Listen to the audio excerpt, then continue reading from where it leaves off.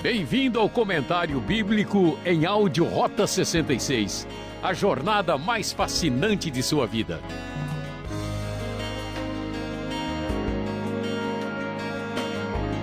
Estudo 3, baseado em Gênesis 2. Gênesis capítulo 2, focalizando a origem do ser humano, a origem da humanidade. Depois de estudarmos a criação do universo e do mundo e de todas as coisas, vamos observar a Bíblia no capítulo 2 de Gênesis, onde nós vemos o foco do texto bíblico mostrando para nós quem é o ser humano e de onde ele veio, qual é a sua origem.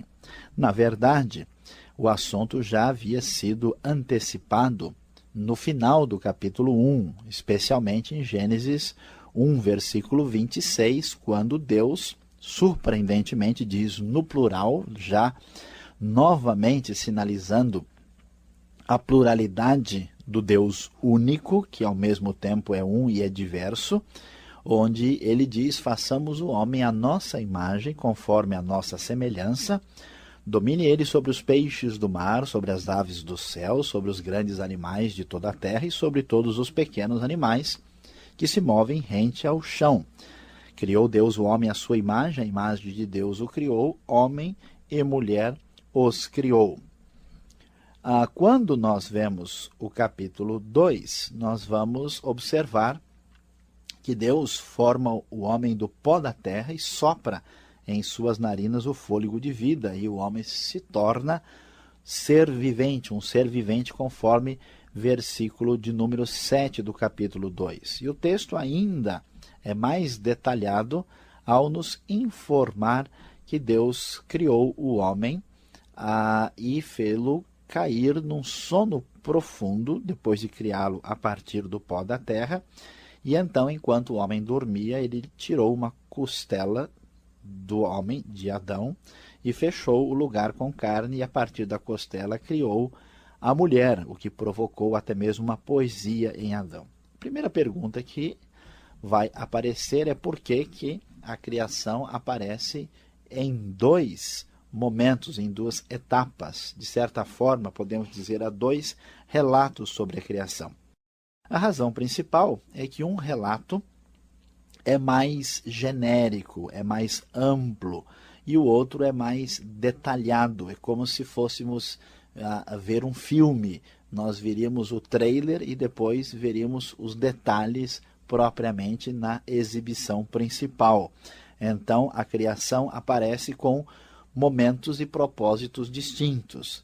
A questão da criação do homem é significativa porque nos revela quem de fato nós somos. O que podemos descobrir do que o texto nos apresenta? Em primeiro lugar, o ser humano é criatura. Se ele é criatura, ele não é jamais equiparado a Deus. O homem não pode ser divinizado ou considerado uma espécie de ser semelhante ao próprio Criador. O homem deve se colocar na sua posição.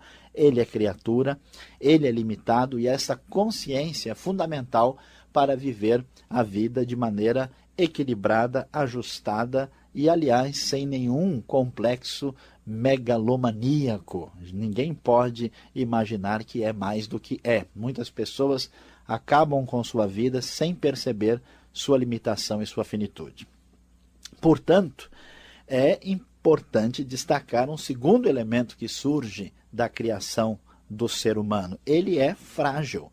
O fato da Bíblia insistir que o homem foi criado do pó da terra tem o propósito exatamente de mostrar a sua finitude e a sua limitação. O homem compartilha do universo criado, do ambiente natural à sua volta. Ele possui limitações muito definidas. Portanto, como o homem é frágil, vamos lembrar disso lá no Salmo 8, que tanto mostra com clareza essa realidade, todo orgulho e toda arrogância do ser humano são tolices, são elementos absolutamente fora de realidade. O ser humano tem que observar isso. A língua hebraica tem até uma palavrinha especial para designar o homem como um ser frágil. Ele é um Enosh, ele se opõe a Deus. A lição mais significativa desta criação do homem é o fato dele ser feito à imagem e semelhança de Deus. O fato do homem ser imagem de Deus determina claramente a sua natureza. Ele possui dignidade especial.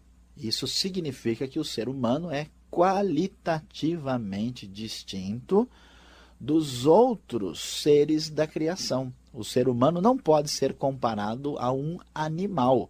Hoje em dia é surpreendente quando em muitos países a vida humana tem menos valor do que a vida de determinados animais. Claro que todos os animais devem ser considerados, devem ser respeitados, não estamos aqui rejeitando a importância da ecologia, mas é muito diferente um animal e um ser humano.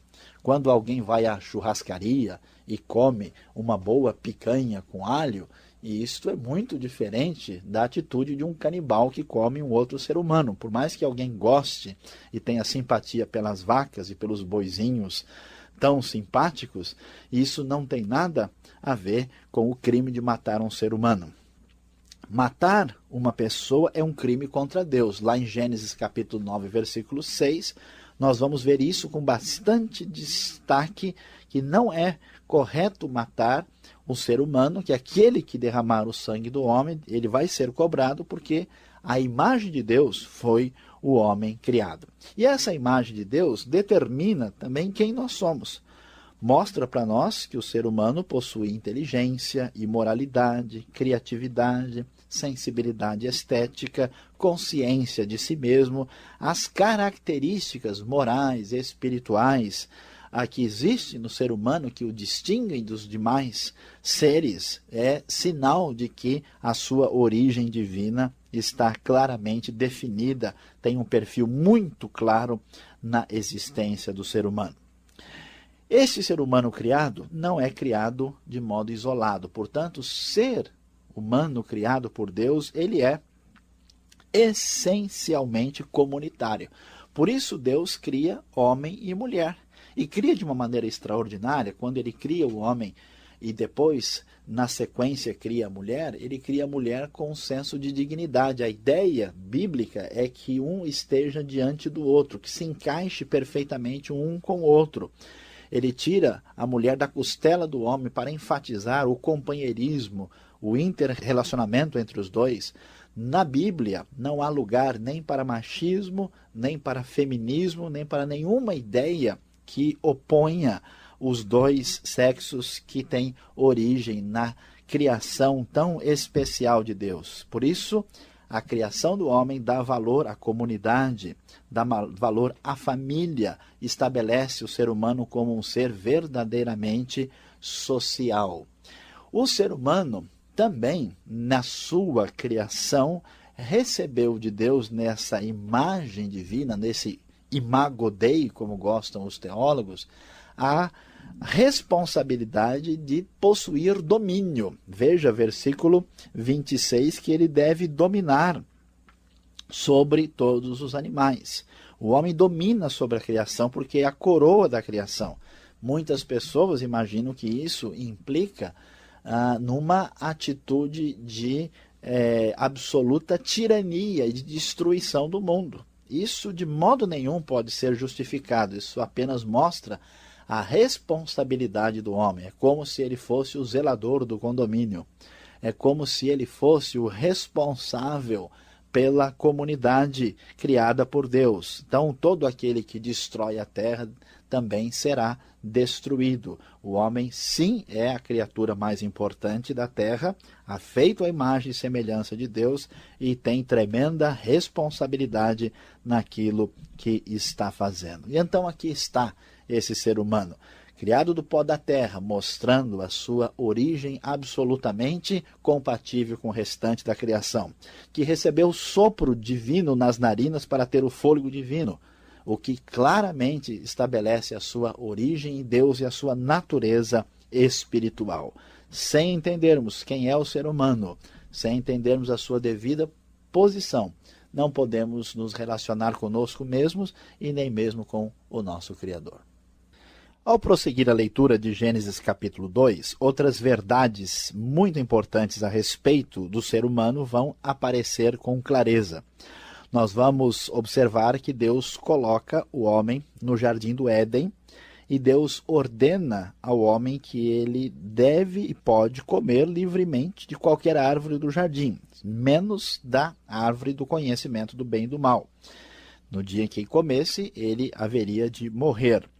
Isto nos mostra um elemento muito importante, que o ser humano desde o início é criado como ser livre e com capacidade moral. Não faz sentido Deus estabelecer limites e colocar o homem diante de uma ordem expressa e clara se o ser humano é ingênuo, se o ser humano não é capaz de responder àquilo que Deus coloca claramente para ele. Então, quando falamos que os primeiros pais, Adão e Eva, são inocentes, aqueles que originaram toda a raça humana, nós não queremos dizer de modo algum que eles são pessoas sem moralidade ou incapazes de tomar uma decisão. Não, desde o princípio o ser humano é criado de maneira a ter liberdade e consciência moral. Aliás, é exatamente a existência da liberdade que nos define como seres humanos. Por quê? Porque sem liberdade nós seríamos robôs, seríamos máquinas, autômatos ou qualquer outra coisa menos seres humanos feitos à imagem e semelhança de Deus.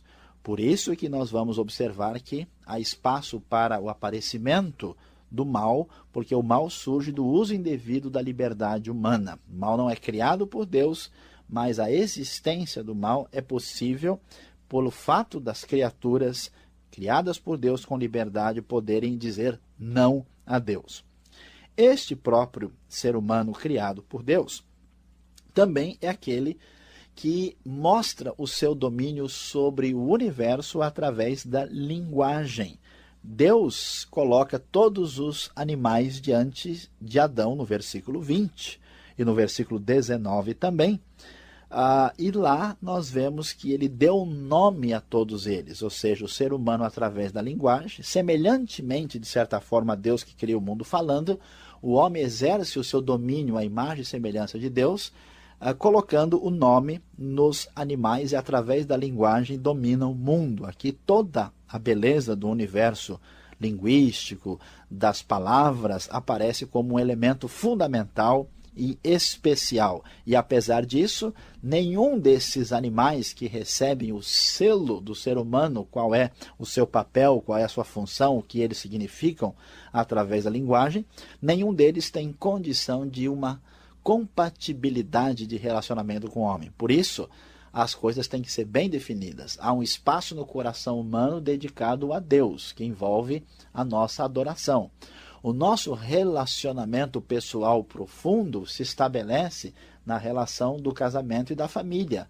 O homem e a mulher têm uma origem diferenciada. Os animais têm um relacionamento com o homem, mas um relacionamento diferente, distanciado, diante de todo aquele zoológico imenso que Deus tinha colocado diante de Adão. Não havia ninguém que o auxiliasse e lhe correspondesse. Parece que a sociedade de hoje está um pouco confusa sobre relacionamento. O que recebe adoração? O que recebe relação pessoal?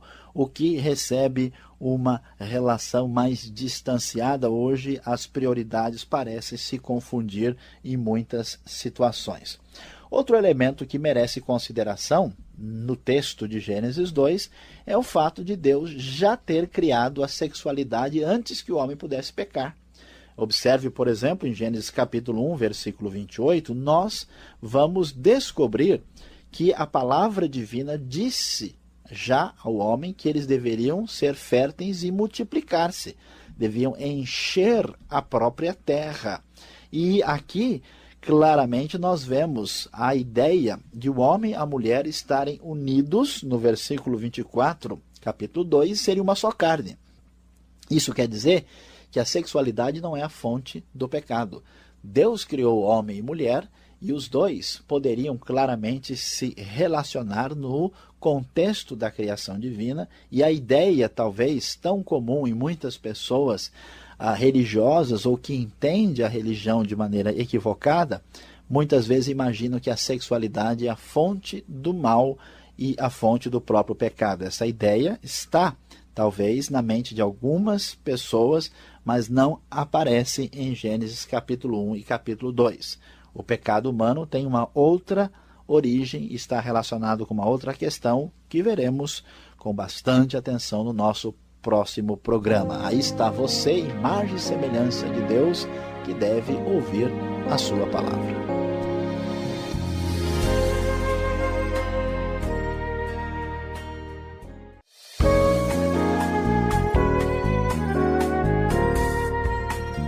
Bom, nesse momento, então, Sayão, eu trago uma pergunta que normalmente a gente encontra nas escolas, conversando com os amigos, exatamente em Gênesis capítulo 2. Adão e Eva. A gente pode falar várias coisas de Deus, todo mundo aceita e até concorda, mas falando em Adão e Eva, eles perguntam, existiram mesmo? Você acredita nessa história? Adão, Eva... Será que não é mais apenas uma ilustração do texto para explicar alguma coisa? Bom, Alberto e os nossos queridos ouvintes daqui da Rádio Transmundial, essa questão ela faz muito sentido e é uma questão honesta. A gente entende, né? Quando se lê o texto, qualquer pessoa do século XXI vai levantar essa pergunta. E aqui é importante destacar o seguinte: por que a história de Adão e Eva são relevantes e devem ser levadas a sério como algo de fato real? A razão principal é quando nós chegamos no Novo Testamento e descobrimos que o próprio Jesus considera a história de Adão e Eva uma realidade. Nós vamos ver, por exemplo, no apóstolo Paulo, lá em Romanos, afirmando que assim como por um só homem, isto é, por Adão, entrou o pecado no mundo, agora também a redenção e a salvação estavam chegando por meio de um só homem, que era o próprio Jesus. Então, toda a comunidade da fé do Antigo Testamento e do Novo Testamento levaram a sério a história de Adão e Eva, não considerando essa história como uma simples fábula, como uma mera ilustração. Agora, por que é que essa pergunta se levanta? Talvez pelo tipo de linguagem que aparece no texto. Por exemplo, o texto acabou de dizer para nós aqui que Deus colocou todos os animais diante de Adão para que ele colocasse o nome neles. E alguém pensa, puxa, mas como é que isso aconteceu? É importante destacar que o livro de Gênesis, os primeiros capítulos, eles têm de fato um núcleo histórico, mas trabalhado poeticamente por uma linguagem teológica. Então, claro que nem todos os detalhes mínimos ali devem ser lidos literalmente, porque o texto é construído com bastante poesia e tem outros elementos que, vamos dizer, embelezam o texto. Então, pensar que, de fato, numa só vez, num só dia, Deus pegou todos os bichos e trouxe os milhares e até, quem sabe, milhões de organismos, e Adão foi lá escrever uma lista, isso não é necessariamente visto desta maneira. Então, nós não podemos ser exageradamente literalistas em todos os detalhes, porque a proposta do texto muito provavelmente não é essa, e nem podemos negar a realidade do texto. Existe um núcleo histórico que está junto com uma linguagem poética e teológica que são inseparáveis. Só quando chegarmos na eternidade e visitarmos a Biblioteca Celestial, talvez a gente possa entender lá todos os detalhes. Por enquanto, afirmamos claramente não é verdade, porque se não for verdade, isso implica em que a humanidade pode ter diversas origens, ou uma origem diversificada. A principal ideia que é justificada aqui, ou que é ensinada aqui, é que nós somos todos irmãos e descendentes do mesmo casal, ou seja, toda a humanidade é uma só família. Quem pensa diferente disso, por exemplo, justificou o assassinato e a morte de outras pessoas. Por que o racismo se tornou um problema tão sério no século XIX, XX e XXI? porque as ideias naturalistas contra a visão bíblica sugeriram que alguns seres humanos poderiam ser mais dignos que o outro. E a sociedade de hoje, que entende que a dignidade está relacionada, por exemplo, com o nosso potencial e padrão financeiro, justifica a exploração, a maldade feita contra as pessoas tecnicamente inferiores por serem de uma outra origem, sejam distintas de mim. Então, quando nós lembramos que no final das contas somos todos parentes em Adão e Eva, e temos a verdadeira unidade da raça humana, e temos uma relação de fraternidade justificada no texto bíblico. Agora, quando eu penso que o meu próximo, meu semelhante, talvez tenha uma origem totalmente diferente de mim, no fundo ele não é da mesma espécie, então a possibilidade de que eu reserve um tratamento problemático, negativo para ele, aumenta, como aumentou e tem sido talvez a marca mais assustadora do século XX, através do nazismo, do imperialismo, dos movimentos comunistas e mesmo não comunistas ocidentais que assustam a todos nós. É aquilo que dizem, né? Somos iguais, mas uns são mais iguais do que os outros, não é? É isso que eles querem dizer. Mas o bom senso nos leva a entender esse texto e viver esse princípio. É isso aí, somos imagem de Deus e somos todos fraternalmente unidos pelo nosso Criador.